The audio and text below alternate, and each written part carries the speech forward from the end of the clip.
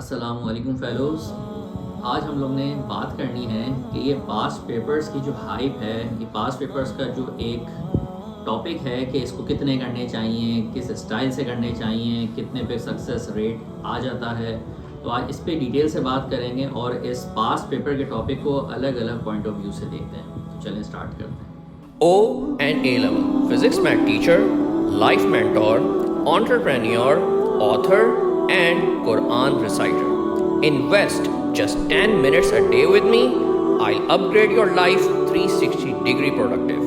I am Rawaha Ahmed Sheikh.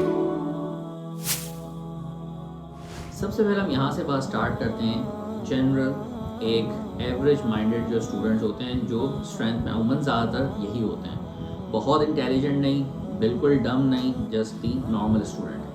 तो मेरे experience के मुताबिक इन स्टूडेंट्स को एटलीस्ट लास्ट 10 ईयर्स के मई और अक्टूबर के वेरिएंट 1, 2 एंड 3 सारे वेरिएंट्स सॉल्व करने चाहिए और टीचर्स की सुपरविजन में करने चाहिए।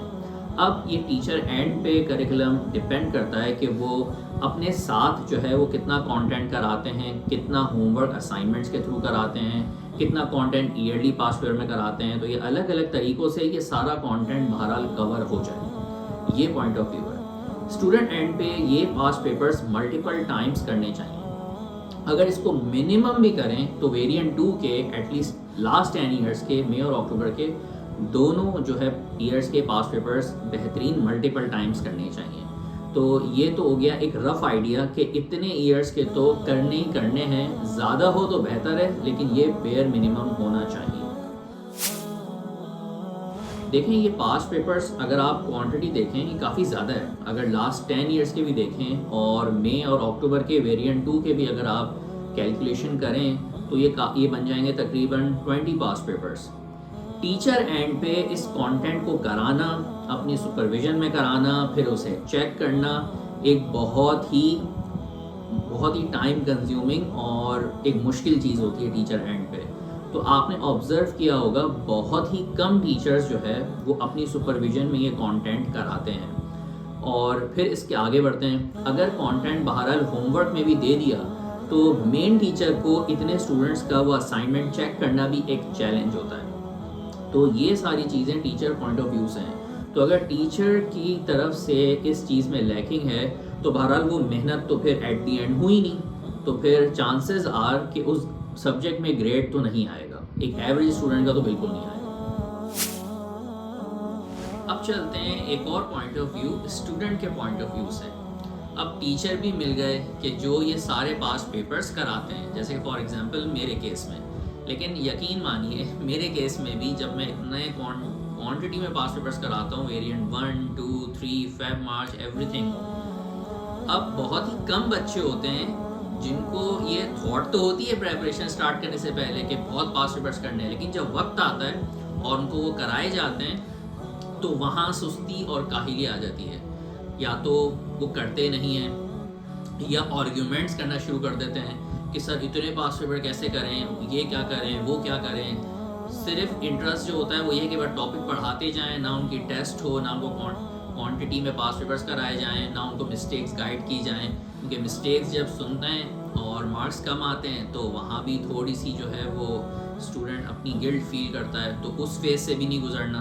तो ये थोड़ा सा भाई मुश्किल है। स्टूडेंट्स को ये रियलाइज़ करना चाहिए कि भाई ये मेहनत वाला काम है। अगर एग्जामिनेशन में फॉर एग्जांपल 7 मंथ्स हैं, 9 मंथ्स हैं, तो भाई 7 दिन 10 दिन एक टॉपिक पे लगते हैं। मतलब इसकी एक्सप्लेनेशन ये है कि 10 दिन अगर एक टॉपिक पे आप इन्वेस्ट कर रहे हैं तो उसको टॉपिक अच्छा सा समझ भी रहे हैं, उसके तमाम वेरिएंट्स की प्रैक्टिस भी कर रहे हैं, टीचर की सुपरविजन में कर रहे हैं, टीचर आपका काम चेक कर रहे हैं, टेस्ट की इवैल्यूएशन हो रही है, गलतियाँ सही हो रही हैं, फिर अगले चैप्टर पे जाया जाए। ये बहुत मेहनत है।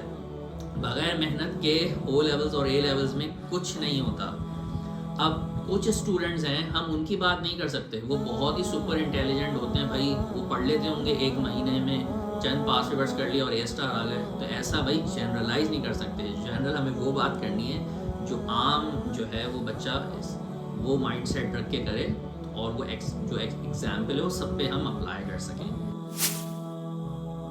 एक और पॉइंट ऑफ व्यू समझिए, पास पेपर्स टीचर एंड पे करा रहे हों या स्टूडेंट अपने ओन कर रहे हों, एक मिस्टेक बहुत इंपॉर्टेंट है और उस पर बड़ा फोकस करने की ज़रूरी है, और वो होती है, वो ये है कि अगर स्टूडेंट अपने ओन पास पेपर्स बहुत कर रहे हैं या टीचर ने असाइनमेंट दिया वो चेक नहीं हो रहा, तो दोनों केसेस में स्टूडेंट पेपर अटेम्प्ट तो कर रहा है, बज़ाहिर तो वो मेहनत कर रहा है, सारे वेरिएंट सॉल्व कर रहा है, लेकिन अगर उसको कोई चेक नहीं कर रहा तो वहाँ ब्लंडर है। कुछ नहीं पता कि आपने क्वांटिटी ऑफ पास पेपर्स किए हों लेकिन गलत डायरेक्शन में किए हों, आपको आंसर लिखने का प्रोटोकॉल्स ही नहीं मालूम हो, न्यूमेरिकल आंसर कैसे लिखना है, थियोरेटिकल आंसर कैसे लिखना है, उसको उस लिमिटेड टाइम फ्रेम में सोचना कैसे, प्लान कैसे करना है, लिखना कैसे, बहुत सारी स्किल्स हैं जो पास पेपर्स में एज अ टीचर जो है वो स्टूडेंट को करानी पड़ती हैं।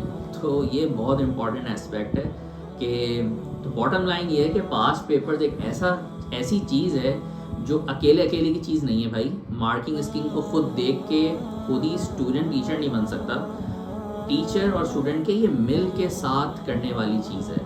तो अक्सर ये भी मैं देखता हूँ कि अच्छे स्टूडेंट्स मतलब माइंड सेट रखते हैं, इंटेलिजेंट होते हैं, लेकिन बेवकूफ़ी कर देते हैं। सेशन पूरा अच्छा भला टीचर के साथ पढ़ रहे हैं, एग्जामिनेशन से पहले 2 महीने पहले या 3 महीने पहले टीचर डिस्कनेक्ट हो गए इस थॉट के साथ कि कंटेंट हो गया तो पासवर्ड हम खुद ही कर लेंगे। भाई अब तो वो टाइम आ गया है कि जहाँ पे आपको टीचर की अशद ज़रूरत है, कोऑर्डिनेशन की ज़रूरत है, उनको काम चेक कराने की ज़रूरत है, मल्टीपल टेस्ट देने की ज़रूरत है, और वहीं डिसअपियर हो गए तो आपने मेन पॉइंट पे आके अपने आप को नुकसान पहुंचा दिया। तो ये मैंने आपके सामने कई पॉइंट्स रखे हैं, उम्मीद है कि आप पास पेपर के इस हाइप वाले टॉपिक को समझ सकें कि ये कितने पास पेपर्स करने चाहिए, किस तरह करने चाहिए और किन में रिजल्ट्स आते हैं। तो होपफुली आपको ये वीडियो काम आए।